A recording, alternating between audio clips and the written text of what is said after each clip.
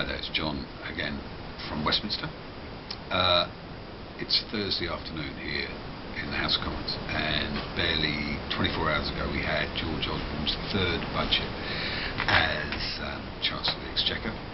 And a lot of you have read about it in the papers, but it's worth just distilling the key points about it and what it means for people locally. The big bombshell was this granny tax, which is basically a failure to uplift in line with inflation for some of the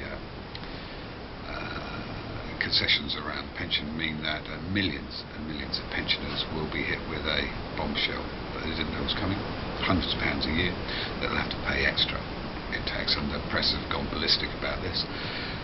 And you've got to compare and contrast that with the other standout thing in the budget, is that there's about 12,000 millionaires in this country, and each of them have been given a handout every year of £40,000.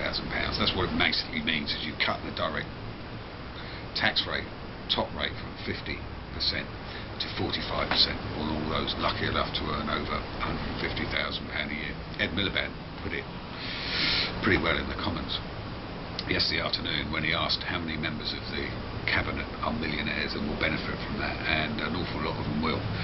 That's not the only reason they did it. They actually think that their priority is to cut taxes for those millionaires or those who are over £150,000 a year. Now, I don't think that is the priority, because we are borrowing cumulatively something like £1 trillion now. Everyone's struggling. Pay freezes everywhere. Cuts in tax credits. So if you have working tax credit, nearly 2,000 families in Dagenham will have, and Raynham will have, major cuts to their working tax credits over the next year.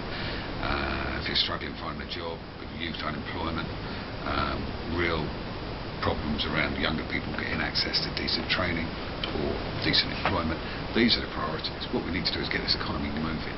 Now, the solution to that, when we're borrowing £1 trillion, is not to prioritise the needs of 12,000 millionaires and give them a bung of £40,000 each at the expense of pensioners or young people or people without work or people on tax credits.